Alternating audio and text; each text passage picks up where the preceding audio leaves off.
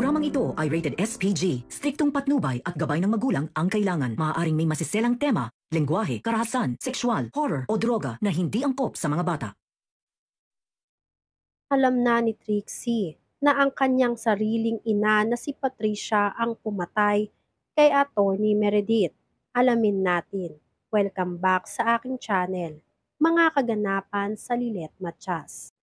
Isang araw, habang si Trixie ay hinahanap ang kanyang ina sa kanilang bahay, hindi inaasahan. Narinig niya ang isang usapan na hindi inaasahan. Si Patricia, ang kanyang ina, ay kausap ang isang lalaki. Pamilyar ang boses nito kay Trixie, si Attorney Alon. Sa hindi sinasadyang pagkakataon, nakuha ni Trixie ang mga lihim na ipinagkait sa kanya ng kanyang ina. Ang pag-uusap ay naglalaman ng mga sikreto na nagbukas sa mata ni Trixie sa mga bagay na hindi niya kayang tanggapin.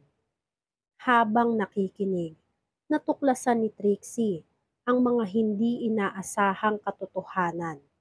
Una, ang kanyang ina at si Attorney Alon ay may lihim na ugnayan. Pangalawa, talagang hindi pa tanggap ni Patricia ang kapatid niya na si Lilet, isang kasamahan sa trabaho ni Patricia, kasabwat ni Attorney Alon. Masakit ito kay Trixie dahil hindi niya akalain na ang kanyang ina ay may malupit na lihim na kayang magpabago ng buong pananaw niya sa buhay. Hindi lamang siya nasaktan dahil sa paglabag ng kanyang ina sa kanyang tiwala, kundi natutunan niyang ang mga hakbang na ginawa ng kanyang ina ay nagdulot ng pagkalugmok at pagsubok sa kanilang pamilya. Nang magkasama na sila ni Patricia, hindi na kayang pigilin ni Trixie ang galit at sakit na nararamdaman. Sa gitna ng tensyon, ipinahayag ni Trixie ang lahat ng kanyang nararamdaman. Hindi niya kayang tanggapin na ang kanyang ina, ang babaeng minahal at ipinaglaban niya, ay may kinalaman sa mga krimen na hindi maaaring balewalain.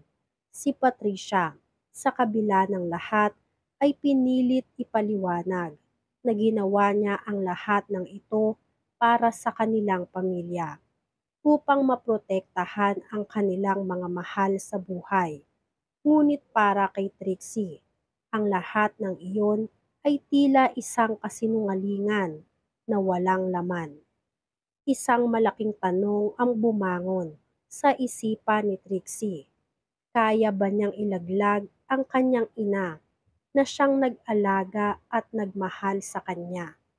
Kaya ba niyang isiwalat ang lahat ng mga lihim kahit na ito ay magdudulot ng malaking sakit at pagkakabasag ng kanilang pamilya? Ang tanging sagot na alam ni Trixie ay ang paghahanap ng katarungan at ang proteksyon ng mga taong mahalaga sa kanya, kabilang na ang kanyang kapatid na si Lilet.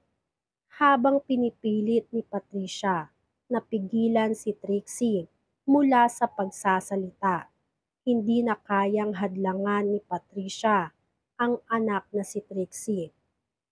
Si Trixie ay nagdesisyon na sabihan si Lilet tungkol sa lahat ng natuklasan niyang mga lihim.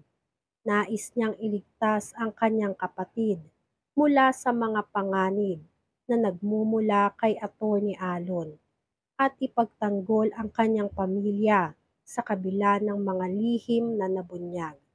Ngunit habang patuloy na nagsasagupaan ang mag-ina, dumating ang isa pang matinding revelasyon.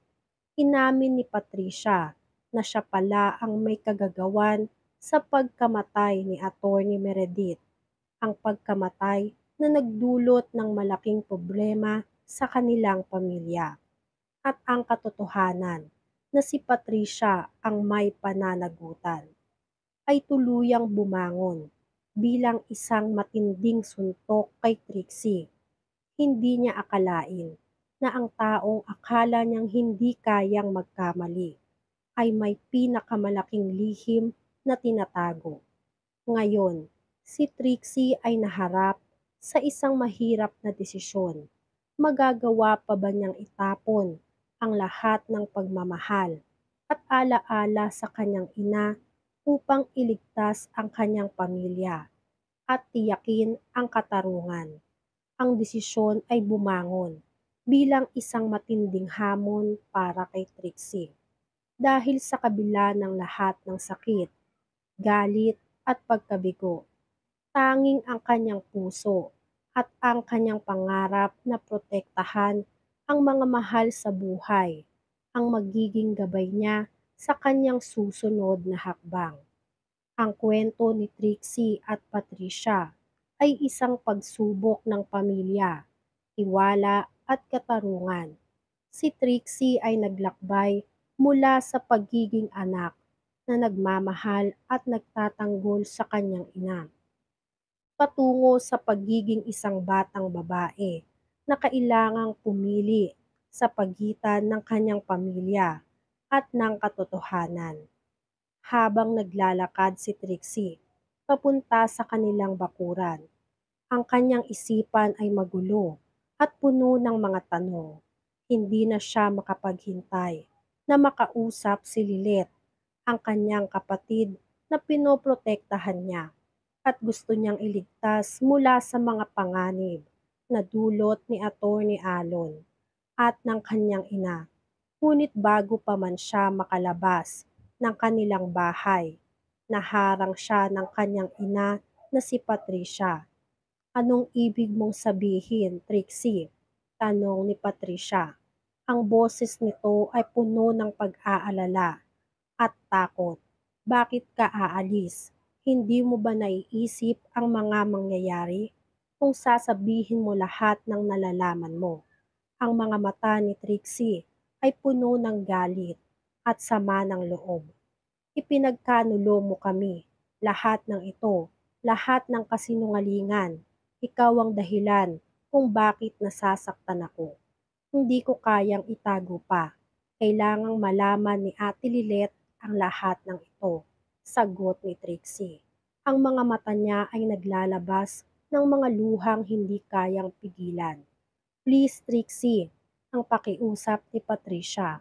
Ang tinig ay naging malambot. "Huwag mong gawing mas masakit ang lahat. Ginawa ko ito para sa pamilya natin, para kayong lahat ay maging ligtas. Alam ko na mali, pero iniisip ko lang ang kinabukasan ng pamilya natin." Hindi na kayang pigilan pa ni Trixie ang sarili. "Para kayong lahat? Hindi ba siya bahagi ng pamilya natin? Hindi ba bahagi ng pamilya natin si Lilet? At bakit si Attorney Alon? Anong relasyon niyo sa kanya?" tanong ni Trixie habang ang kanyang katawan ay nanginginig sa galit. Alam niya ang mga sagot ni Patricia ay magpapabago sa lahat. Ano kaya ang magiging desisyon ni Trixie? Tuluyan niya bang ibabaon sa limot ang lahat ng lihim ng kanyang ina? Yan nga ang mga kaganapan at mga dapat nating abangan dito sa Lilet Matchas. Kung gusto niyo pa ng mga ganitong klaseng video, ay mag-subscribe at i-like itong video na to. Maraming salamat po.